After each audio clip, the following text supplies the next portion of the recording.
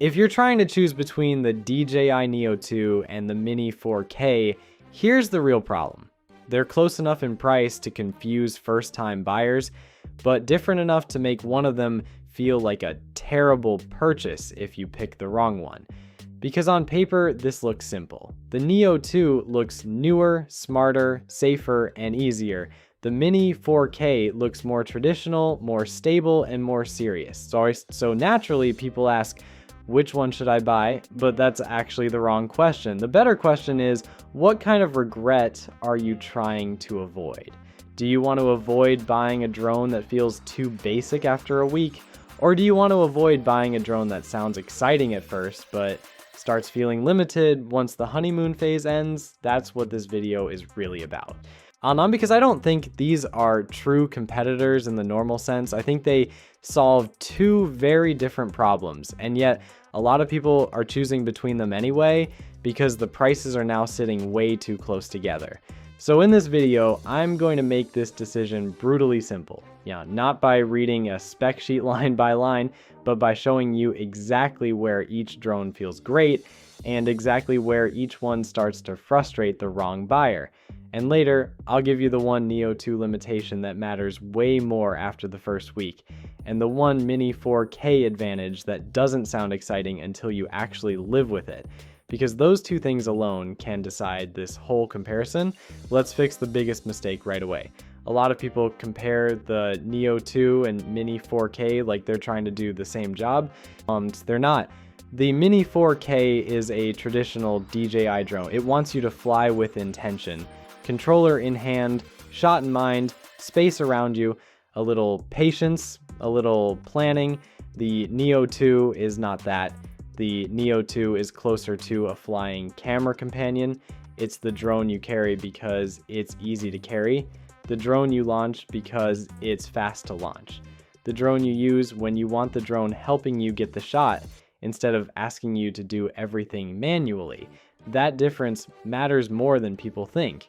Because if you buy the Mini 4K expecting convenience, you may get bored or frustrated.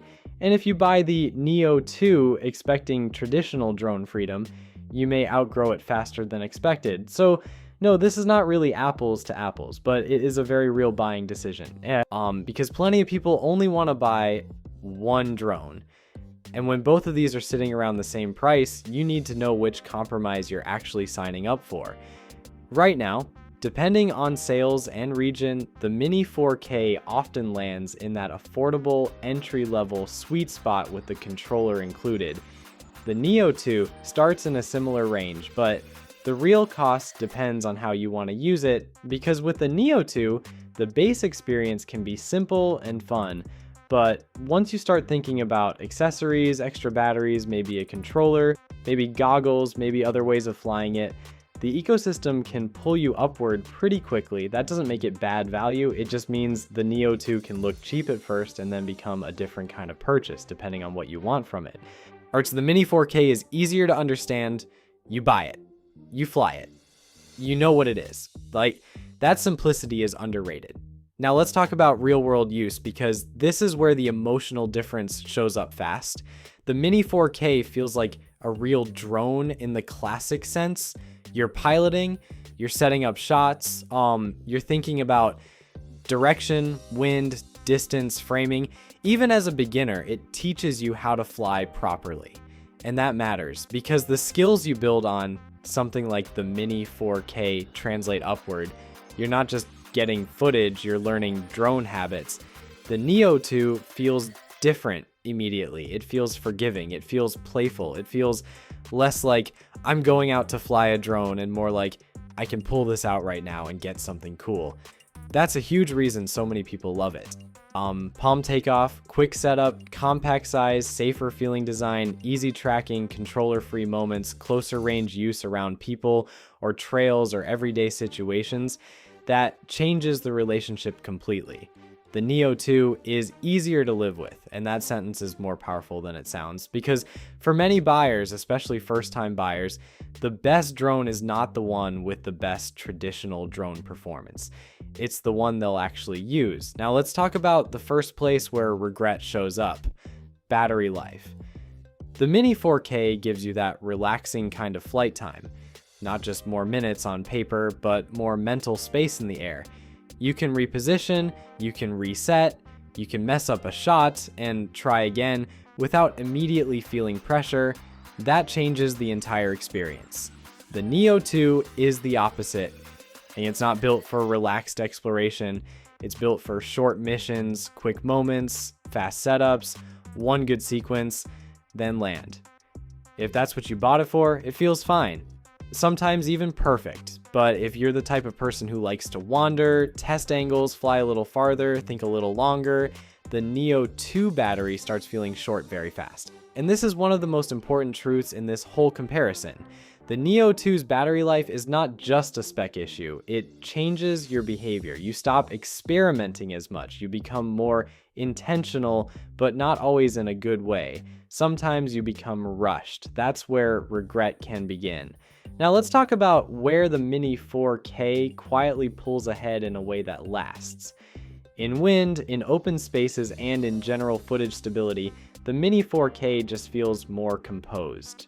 Okay, that larger frame, stronger traditional drone feel, and true 3-axis mechanical gimbal make a real difference. And this is important. Better footage is not just about sharpness or 4K labels, it's about calmness.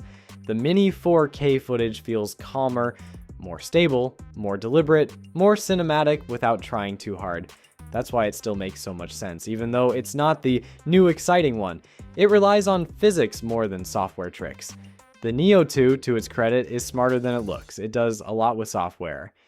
And in the kind of flying it's designed for, closer range, moving subjects, quick follows, everyday action, it can look really good, sometimes surprisingly good. But the character of the footage is different. The Neo 2 footage feels more alive, more immediate, more reactive. The Mini 4K footage feels more controlled. So ask yourself this: do you want footage that looks better when you are calm? Get the Mini 4K. Do you want footage that still works when life is messy and moving? That's where the Neo 2 starts making a lot of sense. Now here's where some comparisons get unfair. Because if you talk about the Neo 2 only like it's a weaker mini drone, you miss the whole point of why people buy it.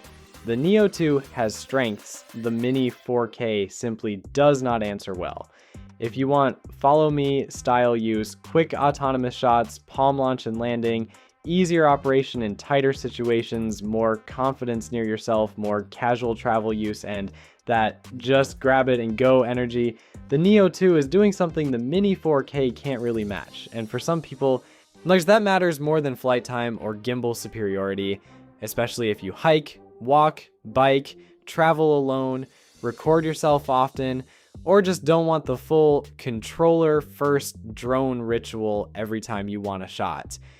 This is where many people choose the Neo 2 and never look back.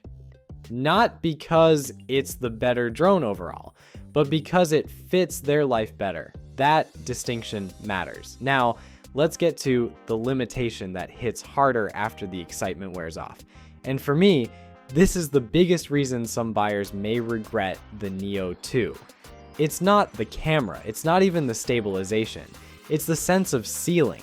The Mini 4K gives you more room to grow into drone flying, more freedom in the air, more confidence in open environments, more satisfaction when you start wanting broader landscape shots, longer sessions, more traditional aerial work, and more control over how you fly. The Neo 2 can feel amazing at first because it's easy, but if your interest starts evolving toward exploration, more cinematic flying, higher quality drone habits, and longer form shooting, it may start feeling like a brilliant sidekick instead of your main drone, and that's the real regret trap. Not this drone is bad, more like this drone was fun, but I'm already feeling its boundaries. That is a very different kind of disappointment. Now, a quick but important note: if part of your attraction to the Neo 2 is the FPV side of things, that's valid.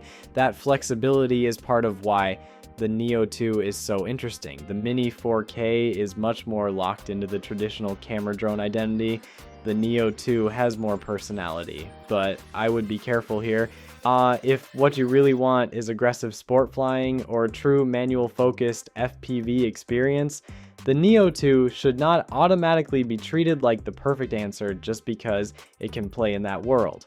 The Neo 2 is at its best when you use it for convenience, creative follow shots, quick reactive flying, and hybrid fun. If you buy it expecting it to become your everything drone, that's where expectations can drift away from reality. So let's make this simple. That is, buy the Mini 4K if you want the better traditional drone experience. You care about longer battery life, you want calmer, more cinematic footage, you fly in open areas, you care about wind performance, you want a drone that teaches real piloting habits, and you want something that still feels satisfying after the novelty phase ends. I buy the Neo 2 if you want the easiest drone to actually use often. You care more about convenience than classical drone purity. You want follow shots, automation, quick setup, and portability. You like the idea of the drone helping you. You shoot yourself more than landscapes. You value fun, speed, and readiness over long flight sessions. And here's the most honest way to put it. The Mini 4K is the better drone. The Neo 2 is the better companion. That's why this comparison keeps confusing people, because depending on who you are, either one of those could matter more. So why might you regret buying the DJI Neo 2 instead of the Mini 4K? Simple. You'll regret it if what you really wanted was a proper entry into traditional drone flying. If you wanted longer sessions, better composure in the air, calmer footage, more room to grow, and a drone that feels more like a real aerial tool than a smart flying camera.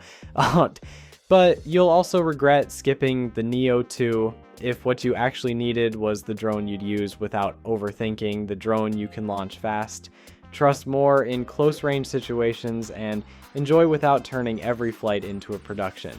That's the whole game. This is not really about which drone is better, it's about which kind of frustration you'd rather avoid. So tell me this in the comments. Would you rather have the drone that gives you more freedom in the air, or the one that makes you want to fly more often? Because that answer will probably choose the winner for you. And if you want more real-world drone comparisons like this, subscribe, because these cheaper DJI drones are getting way more interesting than people expected.